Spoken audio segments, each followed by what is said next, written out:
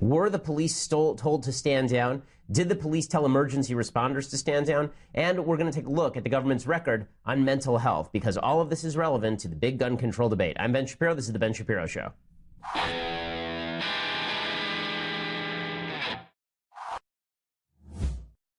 So first off, I just want to thank all the folks who showed up last night at University of Minnesota. We had a packed house. About 500 people showed up to pack a pretty crowded room. There were 100 police officers who showed up for about maybe 40 protesters at most. The protesters were not violent. Nothing really happened. But they had a full squad gear, people racking their M4s. So this is how insane it's become on America's college campuses when that sort of stuff is necessary. I'll have a few more notes on that a little bit later, and a lot of news to get to here today, including some more information updates on what happened in Parkland. That story just gets worse and worse. But first, I want to say thank you to our sponsors over at Helix Sleep. So I'm on the road. Does it look like I've been sleeping well? I haven't. The reason is because I'm not on my Helix Sleep mattress. Helix Sleep makes the best mattresses there are on the market. For couples, they'll even personalize each side of the mattress. Here's how it works. You go to helixsleep.com/Ben. You take their simple 2 to 3 minute sleep quiz, and they will build you a custom mattress that will be the best thing you have ever slept on. And when you're away from home, you're going to miss your Helix Sleep mattress every single time. Everybody is recommending Helix Sleep, and there's a reason. That custom mattress arrives to your door in a week. Shipping is completely free, and then you can try it for 100 nights. So if you don't love it, they will pick it up and they will refund you in full. I don't know anybody personally that has actually done this, because that's how good the Helix Sleep mattress is. Again, it's a lot less expensive than the stuff that you would get store-bought, and it's better quality as well. They have this algorithm, asks you, do you like to prefer to sleep on your back or on your side or on your stomach? Do you prefer the mattress to be firm or soft? And then they personalize it to your comfort. HelixSleep.com/Ben right now. You use the /Ben, you get $50 toward your custom mattress. That's HelixSleep.com/Ben. Again, $50 off toward your order. That's HelixSleep.com/Ben. Check that out. They also have a bunch of additional products, like they have the Helix Mattress Protector, machine washable, dryer safe, completely waterproof. They have the Helix Foundation, which is 7.5 inches of solid pine upholstered with the same woven fabric as your Helix mattress. So all sorts of good stuff over at HelixSleep.com/Ben. Again, you get $50 toward your custom mattress when you go to HelixSleep.com/Ben. Okay, so time for some updates on what has happened in Parkland. So every day there's more information now coming out on what the sheriff's office in Broward County did and did not do in the lead up to, during the attack, and in the aftermath of the Parkland shooting attack, at the school shooting.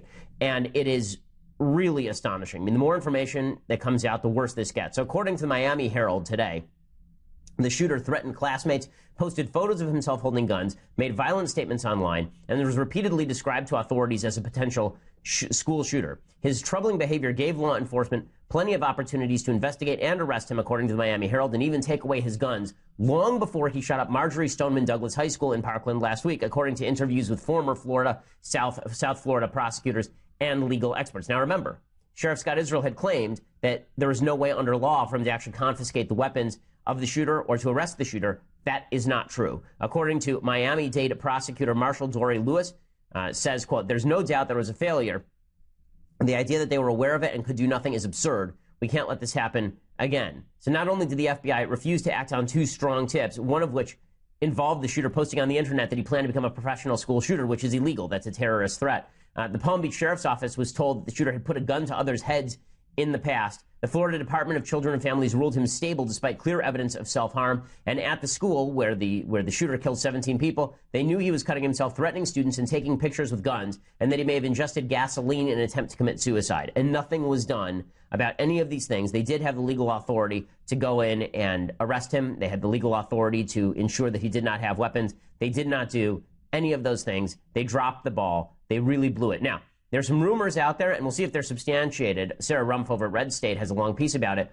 It is obvious that the sheriffs of Broward County have been attempting to minimize the number of arrests that take place on campus. The reports that the shooter was expelled from the school are not true. He was actually allowed to remain in the school. And there are a lot of questions being asked today about whether the determination to end the so-called school-to-prison pipeline allowed the police to let this guy off the hook. That basically they didn't want to be part of that school-to-prison pipeline, so instead they let an incipient school shooter run around on the loose with guns, which would just be devastating. We'll see if there's more information that comes out about that. Even if a case couldn't have been made, the arrest should have happened. The teen might have been placed squarely on the radar of police analysts, and then anytime anything else came up, there would be more action taken by the police. Another prosecutor named Priovalis, according to Miami Herald, says at the very least the most capable intelligence detectives should have been monitoring him.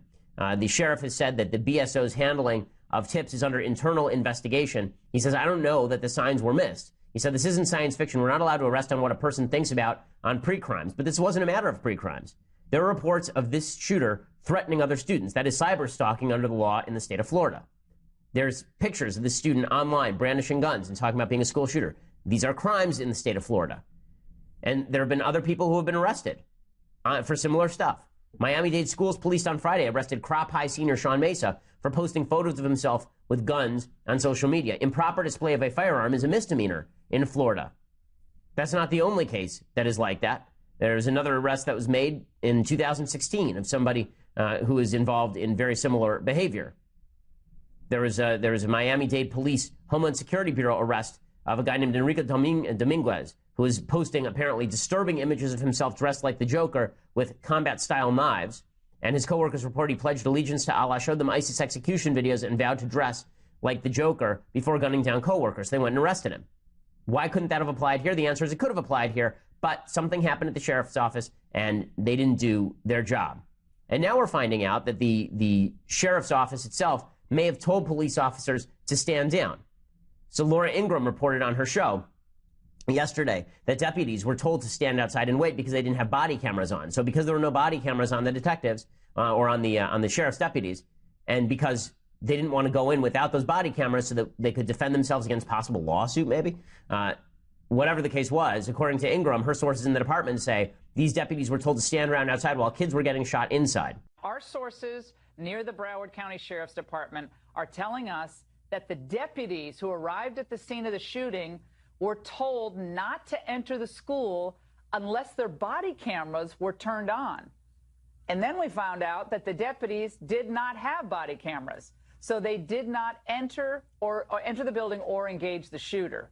So curiously, police also lost radio communications during the Parkland shooting. I mean, this is a massive botch. They didn't even have body cameras, but they suddenly obeyed the rule that they weren't allowed to go into dangerous areas with body cameras. Something is really fishy here. There's an EMT who was on national TV last night, an emergency medical respondent, who was saying that the police were barring them from getting in. They said they could have saved some more lives if they'd been allowed to get in there right away, but they weren't allowed to get in there. The police were stopping them from going in. 3 high-ranking Florida officials are expressing their frustration because they say EMS was delayed getting inside Stoneman Douglas High School on the day of the shooting in the critical moments when victims lay inside in need of immediate care. One source tells Fox News some EMS teams requested to go inside but were denied by the commanding agency, the Broward County Sheriff's Office. That source alleges scanner recordings will reveal that. Okay, this is amazing stuff. This is amazing stuff. And people are talking about the NRA and law-abiding gun owners as the problem. We also now have a response from the Broward deputy, the Broward deputy Scott Peterson, who's been ripped up and down by the sheriff. And there's something fishy about the sheriff ripping this deputy up and down and suggesting that he was a coward. There's something very fishy about a sheriff who does not defend his cops and who throws his cops under the bus. Now, maybe very well this deputy chickened out. That's quite possible, but that's not what he's saying. According to his lawyer, quote, allegations that Mr. Peterson was a coward and that his performance under the circumstances failed to meet the standards of police officers are patently untrue. Let there be no mistake. Mr. Peterson wishes he could have prevented the untimely passing of the 17 victims on that day. His heart goes out to the family of the victims in their time of need. However, the allegations that Mr. Peterson was a coward and that his performance under the circumstances failed to meet the standards of police officers are patently untrue. Mr. Peterson is confident that his actions on that day were appropriate under the circumstances and that the video, together with the eyewitness testimony of those on the scene, will exonerate him of any subpar performance. So this is another one of the questions. Why don't we have the video? Why don't we know what happened? They have video of what happened there. They have cameras on the premises. This particular deputy was awarded the School Deputy of the Year in 2014. Apparently, according to the Miami Herald, he was in another building dealing with a student issue, and the shots sounded. He was armed with his sidearm. He ran to the west side of Building 12 and set up in a defensive position, then did nothing for 4 minutes until the gunfire stopped, according to the sheriff. But according to this deputy, he says that he heard the gunshots but believed the gunshots were originating from outside the building on the school campus. And he said BSO trains its officers that in the event of outdoor gunfire, one is to seek cover and assess the situation in order to communicate what one observes with other law enforcement. So maybe a mistake was just made as opposed to cowardice, or it's possible that there was something else going on, because we still have not fully rebutted that CNN report that says it was not one deputy on premises, but 4 deputies on premises who are outside doing nothing. And if Ingram's report is correct, if Laura's report is correct, then that means that there were 4 people outside who were told not to go in because their body cameras weren't on them, which is just insane. Now, meanwhile, the sheriff, Scott Israel, is doing his best to avoid all culpability. Again, according to Laura Ingraham, just a few hours ago, the Ingraham angle received copies of internal emails from a source close to the Broward Sheriff's Office, which has since been confirmed by a second source. That email urges all staff members to vigorously support Sheriff Israel. So in other words, he's too busy defending his own ass to actually take responsibility for what went on in his department. There's no question this guy's a political actor through and through. Israel actually got into hot water back in December. Why? Because there are a bunch of Broward County sheriff's cars, and he put a wrap on the cars with his face on it for political purposes. They were jokingly called Israel mobiles by members of the department. And we obviously know the sheriff loves grandstanding. We know he loves his camera time. He's never run from a camera at any point. And he knows full well what happened here. We're just not getting all the information. Now, there will be a full investigation that takes place. I'm sure that we will find out what happened here. I have very little doubt that it's going to cast even more aspersions toward his behavior in this whole thing. It's truly disastrous and truly frightening. And again, the bottom line is this. If you expect me to give up my weapon when the authorities won't even do their job, you must be out of your mind. If you think that I'm going to give up my method for defending myself because the authorities want me to, and then they won't even defend my kids if my kids are going to a school that they are assigned, try again. Not going to happen. We know who blew it here. Okay, it wasn't the NRA that blew it here. It was the FBI. It was the local law enforcement. The reason this matters is because we keep hearing about how we need more laws on the books. Well, more laws on the books aren't going to do anything if we're not enforcing the laws that are already on the books. More laws aren't going to change anything if we're not actually changing things, which we're not, of course. So that means that more of these school shootings are likely to happen. And the grandstanding doesn't help either, which brings us to the grandstanding itself. So there's been a ton of focus on a specific subset, I should say, of kids who were at the Parkland school at Marjorie Stoneman High School when this happened. And it's a very specific subset. And you know all their names, right? You know Cameron Kasky, you've seen him on TV. And you know Emma Gonzalez, you've seen her on TV as well. And she has now over 1 million Twitter followers after having basically 0 Twitter followers a week ago, because the media have really been pushing her out there. And of course, David Hogg, who's been on every TV show that he can possibly find. Now, they have every right to speak as much as they want. And we have every right to criticize them as much as we want, because this is still the United States of America. And just because you went through something tough does not mean that you are an expert on what happened or why it happened. It just means that you're an expert on suffering, as I've said here on the show a bunch of times. Okay, but nonetheless, we are being treated to the awkward spectacle of these kids being trotted out there by a compliant media that actually, as Charlie Cook over at National Review says, are laundering their views through the moral bank accounts of these students. All the people in the media wish they could call for a ban for guns every day on the air. They can't. So instead, they bring on these kids to do it for them. That's the whole goal of having these kids as guests. And the kids are saying things that are just insipid. David Hogg particularly is a very bad spokesman for his point of view. Just because he's a good-looking kid who can complete a sentence doesn't mean anything he says makes any sense. And again, this is not a rip on him as a victim. This is a rip on him as political commentator. You either say things that are intelligent or you don't. And your experiences have nothing to do with it. This is a form of identity politics. In the same way that the left will maintain that your opinion should be gauged, not based on the actual content or value of your opinion, but based on the color of your skin, your ethnicity, your religion, your background. Instead of doing it on that basis, they're saying that we should now judge the decency of your viewpoint or the genius of your viewpoint based solely on whether you went through a terrible experience at a school shooting. So here is David Hogg suggesting once again for the umpteenth time that politicians don't care about kids' lives. He cares deeply about kids' lives, David Hogg. He cares so deeply that he's called for a boycott of Amazon. He's called for a boycott of the state of Florida because there's nothing like harming those family business owners down in Miami Beach. You have to make sure that those new immigrants can't sell their tacos during spring break. We've got to make sure that doesn't happen. So he wants people to boycott Florida until the gun laws in Florida change. He has spoken at a rally in New Jersey. He is pushing for a boycott against FedEx. He says he's not going to go back to school until he gets what he wants. Well, tough. I mean, then don't go back to school. That's not true anyway. He will be back at school. In any case, he was doing this routine again yesterday. Politicians don't care about kids' lives. This is the worst form of demagoguery, and here he is saying it. These politicians don't care about these children's lives. Notice how the only action being taken, for example, with Rick Scott, is after he is running for Senate to try to take Bill Nelson's seat. That's what's going on here. People need to acknowledge that. And like with Marco Rubio, for example, the man must be a professional dancer just like other politicians, because he's great at sidestepping questions. At the CNN town hall, he turned a one-word answer into a 5-sentence shenanigan, emitting propaganda from the NRA and repeating his false message that he's going to continue to accept money from the NRA, just making sure that people don't understand that and they're distracted by him trying to turn it into a long answer so he can get reelected. And it's disgusting. He didn't obstruct at all. He said he would continue to take money from the NRA because he's a proponent of Second Amendment rights. I mean, Senator Rubio was perfectly honest on that special about whether he would take money from the NRA. Again, when David Hogg says all of these very, very silly things, when he suggests that it's about the governor, Rick Scott, or it's about the senator, Marco Rubio, Bill Nelson has nothing to do with it, right? Bill Nelson has all the right views, so that's totally fine. This is the same guy, David Hogg, who went on TV and defended Scott Israel, the actual sheriff of Broward County. Right, the guy who's botched everything. The entire first part of the show is about all of the botchery by the sheriff's office.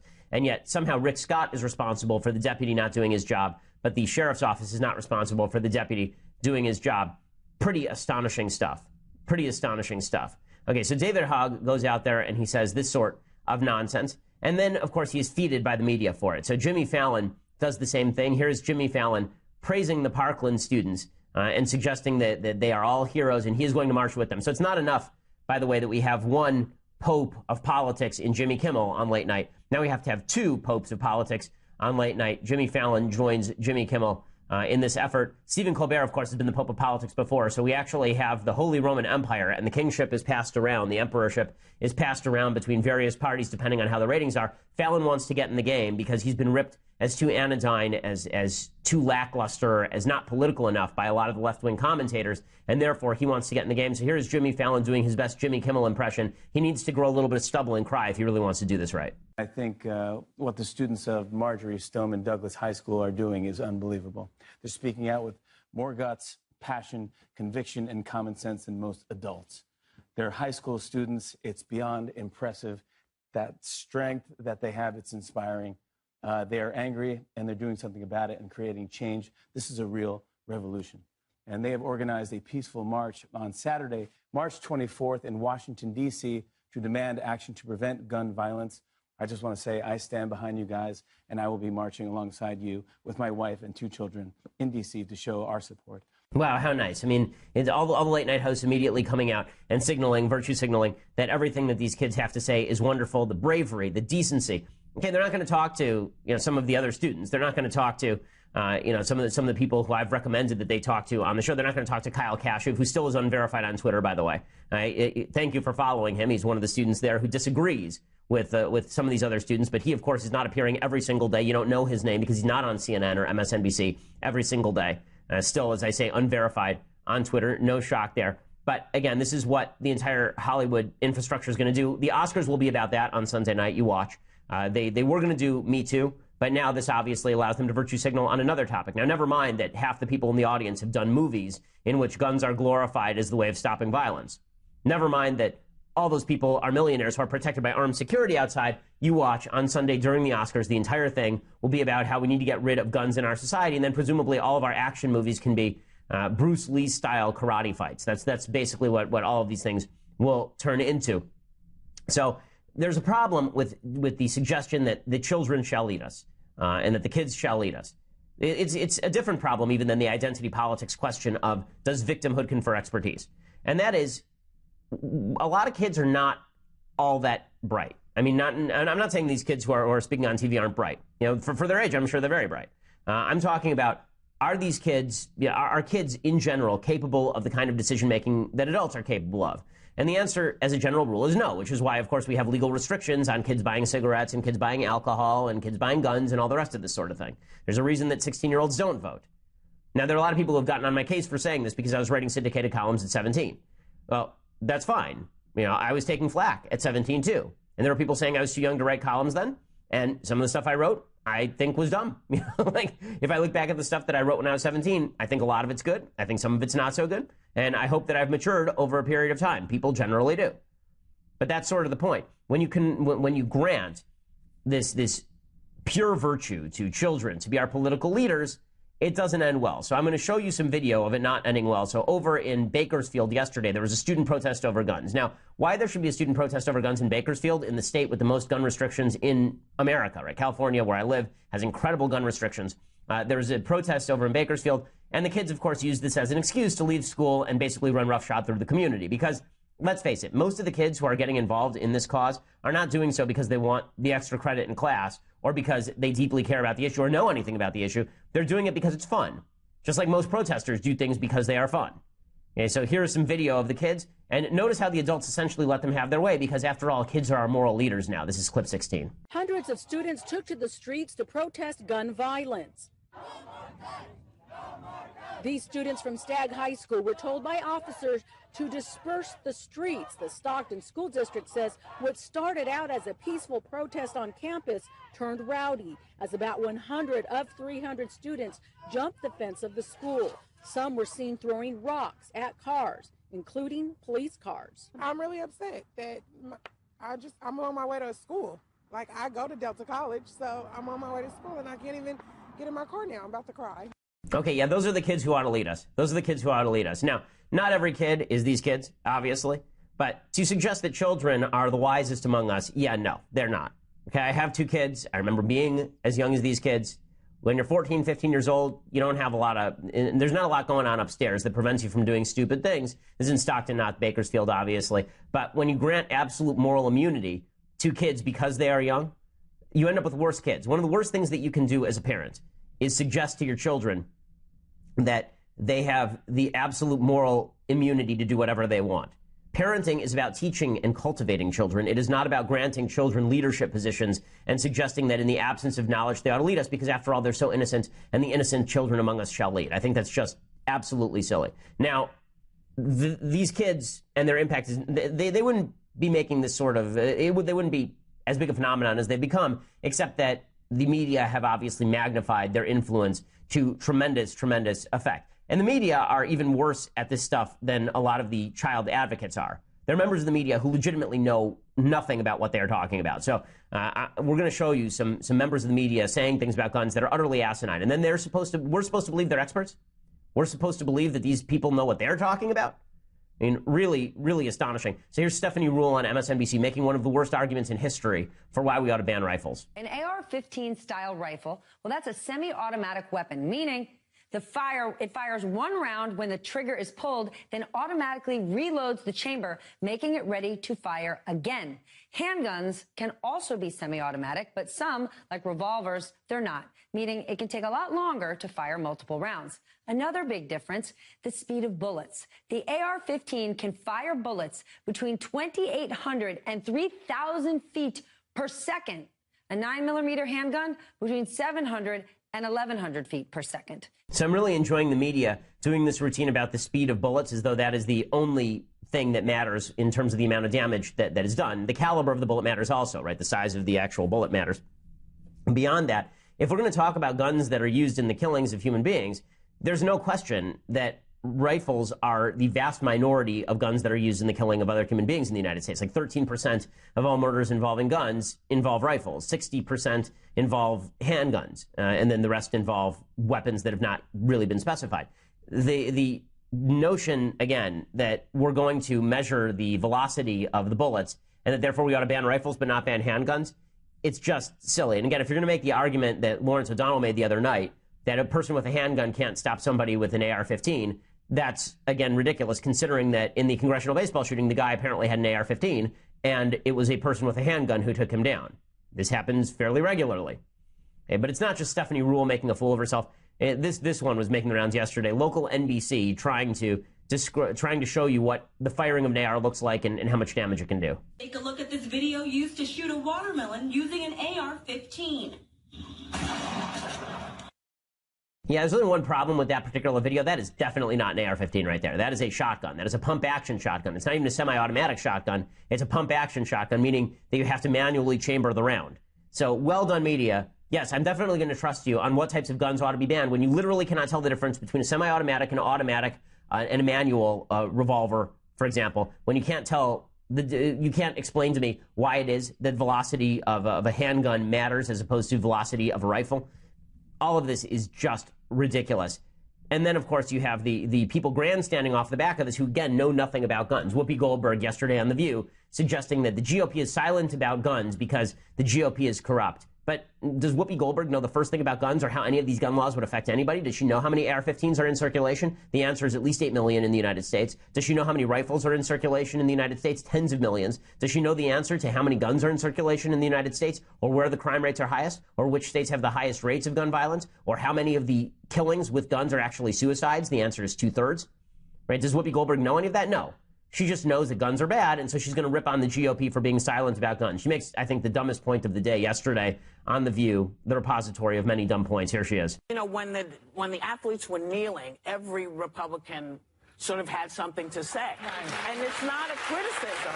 It's just, I'm just wondering, and many have been wondering, where they've been, where they stand on this particular issue. Okay, and the answer is that all of the Republicans sounded off on players kneeling because they thought players kneeling was wrong. They haven't sounded off about law-abiding citizens owning guns because they don't think law-abiding citizens owning guns is wrong or bad. This is not difficult. There's an actual political reason, an actual values reason, why so many conservatives are not speaking up about why guns should be confiscated, because we don't think guns should be confiscated or the sale of them should be banned. And again, it's amazing to me. I've proposed on this program at least 3 different measures that we could all take as a society in order to push forward against the scourge of mass shootings. And none of these have been seriously discussed by the media. They would prefer to just shout guns, guns, guns, ban, ban, ban, confiscate, confiscate, confiscate. But none of them actually want to talk about serious, hard proposals. The Democrats apparently have now made a move in the House. They've introduced a piece of legislation to ban all semi-automatic rifles. Of course, this is going nowhere, and they know it. The reason they're proposing it is because they want kudos from a bunch of the people in the media. They want to campaign on it. As I've said before, the Democrats had control of Congress. They had full control of the Senate, meaning 60 votes in the Senate. They had control of the House. They had control of the presidency from 2009 to 2011.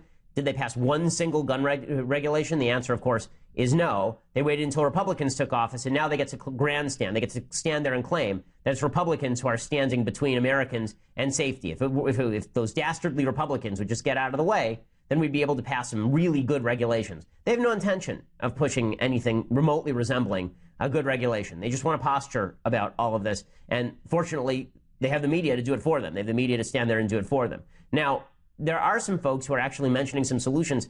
You know, those folks actually include the President of the United States. So the President of the United States has actually put forward a couple of different proposals. I think some of those proposals are smart. I think some of those proposals are not so smart. One of the proposals that he put out yesterday was actually, you know, in our good Trump, bad Trump matrix, this goes in good Trump.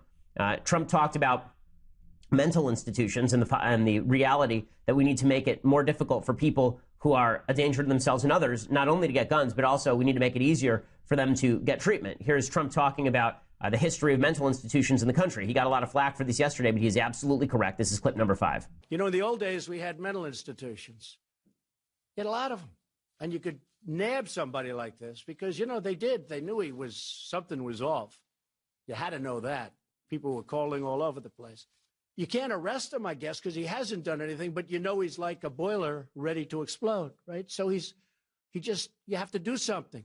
But you can't put him in jail, I guess, because he hasn't done anything. But in the old days, you'd put him into a mental institution. Okay, this is 100% true. It sounds harsh, what Trump is saying. What he is saying here is 100% true.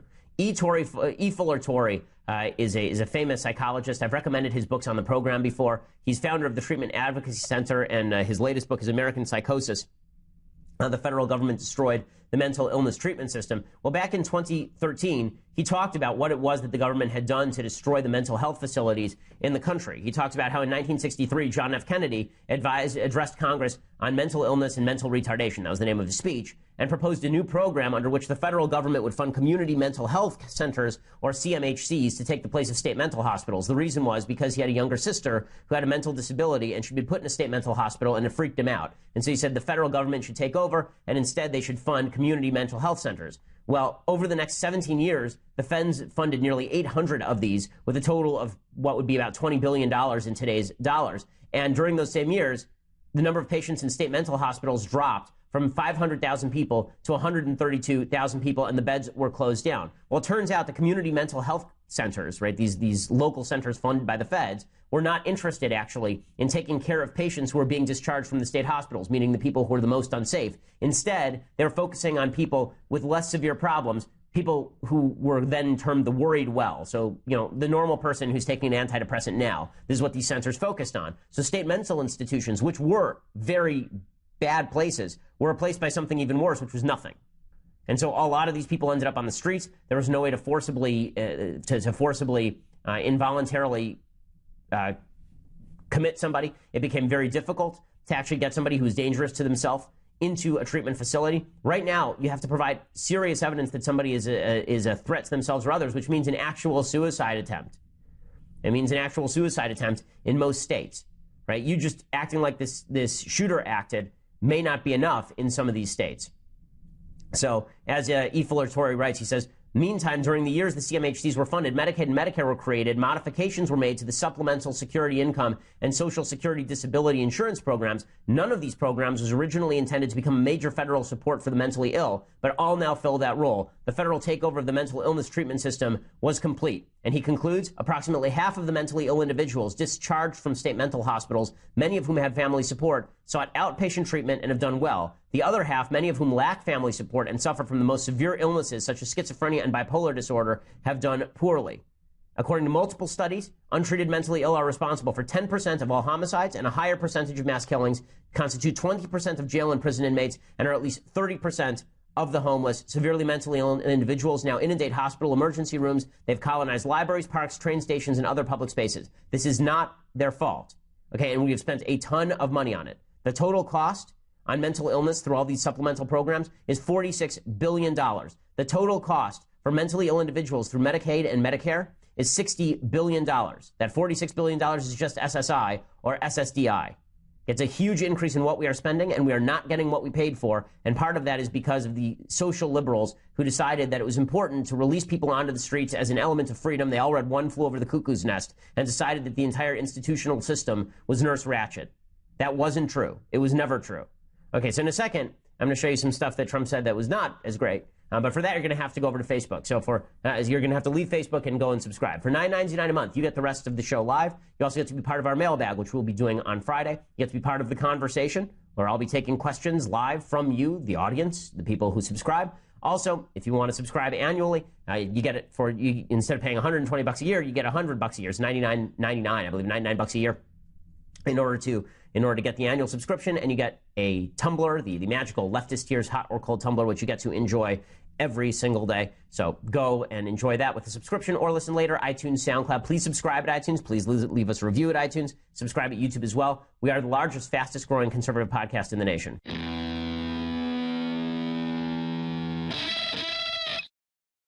Okay, now with all of that said, with regard to what President Trump had to say that was good, President Trump also had some stuff to say that was not good. And this is where, President Trump is an unguided missile. President Trump says a lot of stuff. What he actually implements very rarely ends up being some of the weird ideas that he puts out there.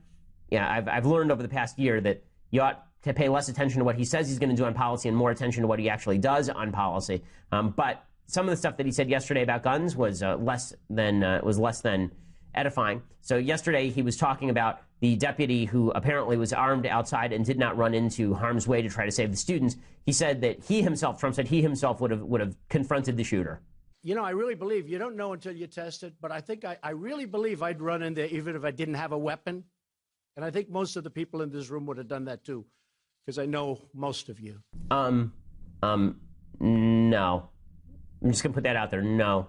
I mean, no, I don't think most people would run into the line of fire unarmed of a guy who had a rifle. I think that is really, really unlikely. I think the likelihood that President Trump, who does not, shall we say, have a stellar record on military matters personally, he, obviously his bone spurs prevented him from serving in the Vietnam War, and then he suggested that his personal Vietnam War was avoiding STDs during the 1970s. I'm going to go no on that. We can all call on this law enforcement officer to have done his job, but I think that it's a bit of an exaggeration to suggest that you personally are going to go in there and save the children by running in there without a gun. That's the whole point. You do need a gun in order to stop a bad guy with a gun, as a general rule. And then Trump followed that up by saying that he's willing to buck the NRA and consider some possibilities. Now, is this smart politics? It probably is.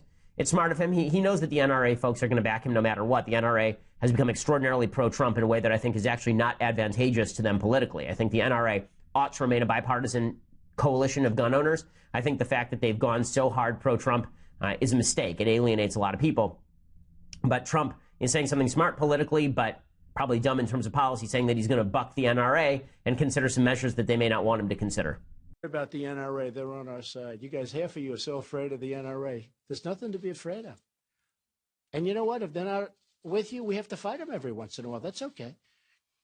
They're doing what they think is right. I will tell you, they are doing what they think is right. But sometimes we're going to have to be very tough and we're going to have to fight them. But we need strong background checks. For a long period of time, people resisted that. But now people, I think, are really into it. And John Cornyn, great guy, Senator, Mitch McConnell, Paul Ryan, and Kevin McCarthy, hopefully are going to work on some legislation. I hope you guys, they started already. In fact, John has legislation in. We're going to strengthen it. We're going to make it more pertinent to what we're discussing. But he's already started the process. We've already started. So we'll find out what comes out here. But Trump obviously wants to make some inroads by pushing the NRA a little bit off to the side. Do I think that that's wise? Politically, it probably is wise. In terms of policy, we'll have to see what actually comes out. Now, in terms of people who are hypocrites, this is just breaking news from the Huffington Post. This is an amazing thing. On the morning after the October 1st mass shooting in Las Vegas, a member of the Democratic Congressional Campaign Committee's press staff warned House candidates and their staffs not to politicize the shooting that day. Politicization, according to the DCCC official, included talking about gun violence prevention policy. He says, you and your candidate will be understandably outraged and upset, as will your community. However, do not politicize it today. There will be a time for politics and policy discussion, but any message today should be on offering thoughts and prayers for victims and their families and thanking first responders who saved lives. So this, of course, would be wise politics, but the Democrats have run screaming from this. The guy who wrote it was Evan Lukaski. Lukaski is one of the he's the DCC regional press secretary, I guess. And people are very angry at him in the Democratic Party for having said this. But look, there's a bunch of people who are gun control advocates are now saying there's not a whole hell of a lot that we can do in order to stop these mass shootings, and we're not going to call for actual bans on semi-automatic weapons. Again, showing the hypocrisy of all the folks on the left who are virtue signaling. Speaking of the virtue signaling, there's now been a call to boycott FedEx. There's been a call to boycott Amazon because you can buy NRA products on Amazon. That boycott has been called for, I believe, Thursday. So that would be a good time to buy from Amazon, folks. If you want to go and buy something, now's the time to buy it on Amazon. Demonstrate that you stand with companies that are not going to close off alternative political viewpoints out of political convenience and expediency. So check that out. Buy something from Amazon on Amazon Prime on Thursday. I love Amazon. I'd be very upset with them were they to try and disassociate politically from Second Amendment advocates just because the media would like them to. Okay, time for a couple of things that I like and then some things that I hate. So first, a couple of things that I like. I've been writing this book on philosophy. It is not the easiest book to write because a lot of deep thinking, and that means that I have to listen to deep music while I do this. That's how pretentious I am. I'm so pretentious that when somebody tweeted out today, what album has the 3 best songs in a row on it, I tweeted out 3 separate numbers from Bizet's Carmen. Yeah, that's how much of a douche I am. In any case, what I recommend today is Brahms' String Quintet No. 1, which is just a lovely piece of music. I've gotten very into listening to Brahms while I work. Just wonderful stuff. Here's Brahms' String Quintet No. 1.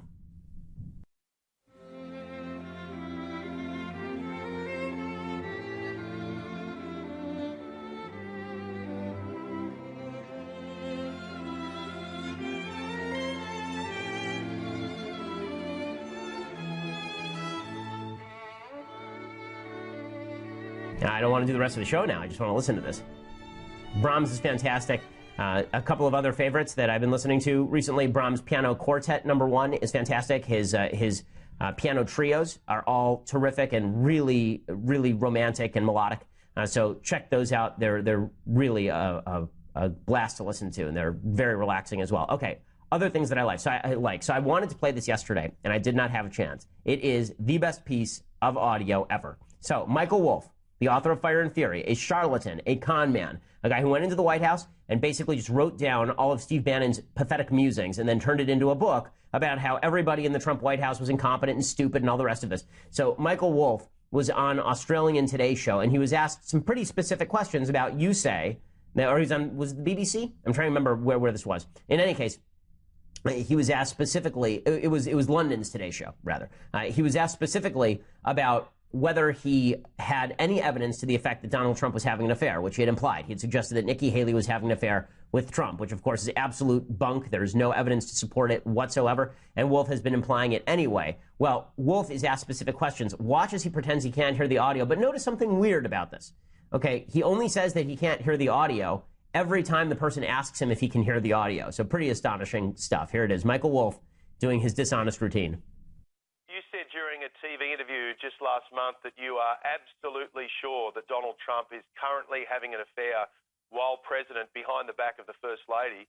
And I repeat, you said you were absolutely sure. Yeah, I can't. Last week, however, you backflipped and said, I quote, I do not know if the president is having an affair. Do you owe the president and the First Lady an apology, Mr. Wolfe? I can't hear you. Just Hello? last month, you said you were absolutely sure that the president was having an affair. I'm not getting anything. You're not hearing me, Mr. Wolfe? I'm not getting anything. No. We were hearing each other well just before. I'm not getting anything. You're not hearing me, Mr. Wolfe? Do you hear? I'm not hearing anything. Mr. Wolfe was hearing me before, but he's not hearing me. I'm not hearing anything. So it looks like the interview may be over. And then he just gets up and leaves the interview. So he doesn't even wait to see if the audio is going to come back in because it didn't go out in the first place. So Michael Wolfe, remember, this was the person that the media were fawning over. This was the great genius who had uncovered the truth behind the facade of the Trump administration. Oh my goodness, what utter stupidity. Just grand watching Michael Wolfe implode like that. So well done, Michael Wolfe. And we've got to do something about this spate of earpieces that don't work. Apparently, whether it's Trump with Jake Tapper or whether it is Michael Wolfe, when you hear a question you don't like, suddenly the earpiece just bugs out. Very weird stuff. Okay, time for a couple of things that I hate. Okay, so thing number one that I hate, the NCAA has been under severe attack because the NCAA does have a couple of stupid rules.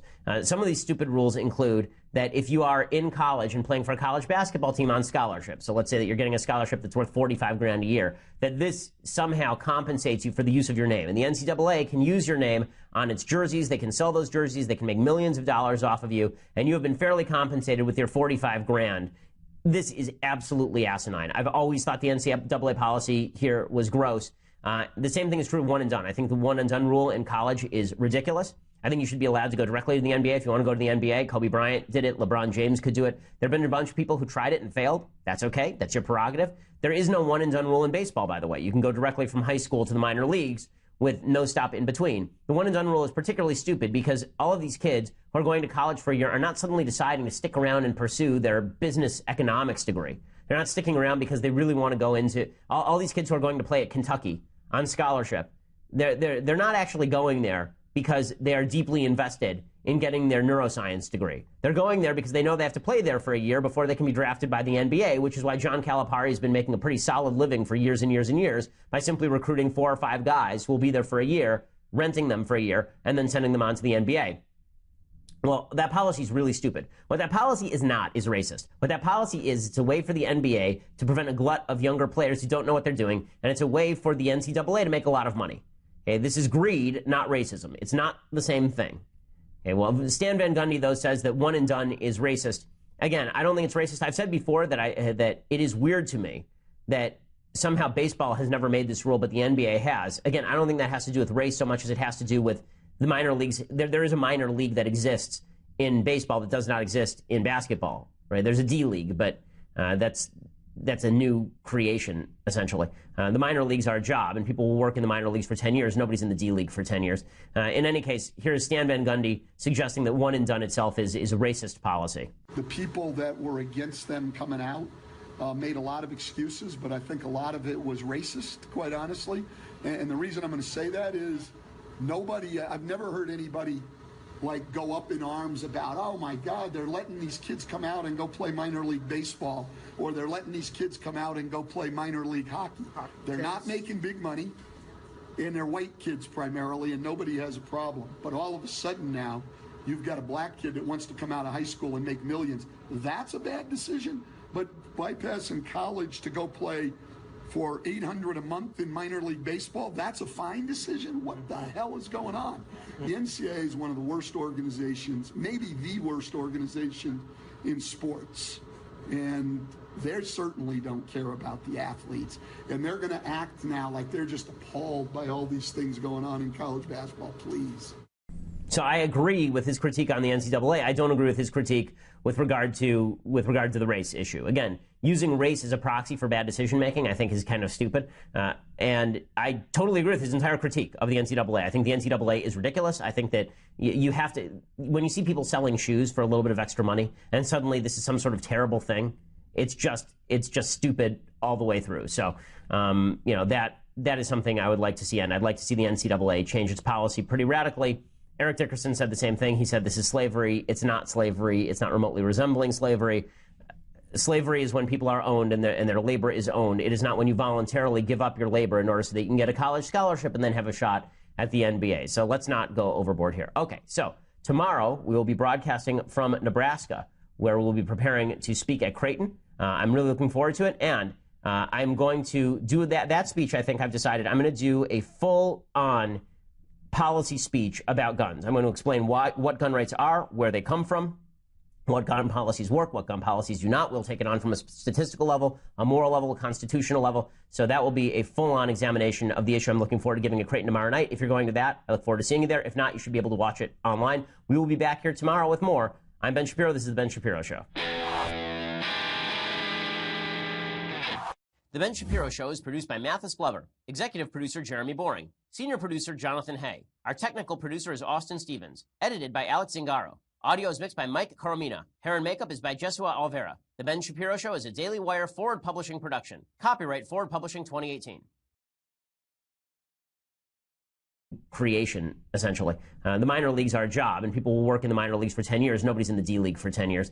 In any case, here's Stan Van Gundy suggesting that one and done itself is a racist policy. The people that were against them coming out made a lot of excuses, but I think a lot of it was racist, quite honestly. And the reason I'm going to say that is I've never heard anybody like go up in arms about, oh my God, they're letting these kids come out and go play minor league baseball, or they're letting these kids come out and go play minor league hockey. They're not making big money, and they're white kids primarily, and nobody has a problem. But all of a sudden now, you've got a black kid that wants to come out of high school and make millions. That's a bad decision.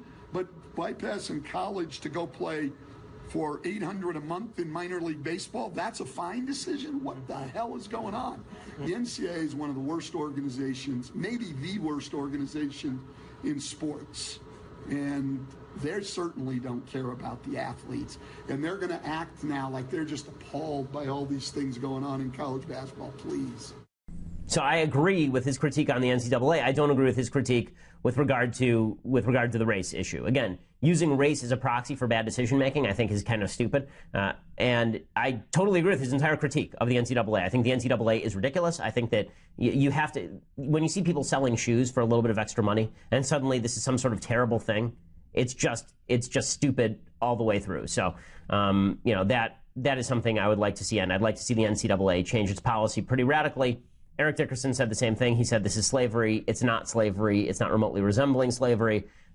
Slavery is when people are owned and their labor is owned. It is not when you voluntarily give up your labor in order so that you can get a college scholarship and then have a shot at the NBA. So let's not go overboard here. Okay, so tomorrow we will be broadcasting from Nebraska, where we'll be preparing to speak at Creighton. I'm really looking forward to it, and I'm going to do that speech. I think I've decided I'm going to do a full-on policy speech about guns. I'm going to explain what gun rights are, where they come from, what gun policies work, what gun policies do not. We'll take it on from a statistical level, a moral level, a constitutional level. So that will be a full-on examination of the issue. I'm looking forward to giving at Creighton tomorrow night. If you're going to that, I look forward to seeing you there. If not, you should be able to watch it online. We will be back here tomorrow with more. I'm Ben Shapiro. This is The Ben Shapiro Show. The Ben Shapiro Show is produced by Mathis Glover, executive producer Jeremy Boring, senior producer Jonathan Hay. Our technical producer is Austin Stevens, edited by Alex Zingaro. Audio is mixed by Mike Coromina. Hair and makeup is by Jesua Alvera. The Ben Shapiro Show is a Daily Wire Forward Publishing production. Copyright Forward Publishing 2018. Shapiro Show is a Daily Wire Forward Publishing production. Copyright Forward Publishing 2018.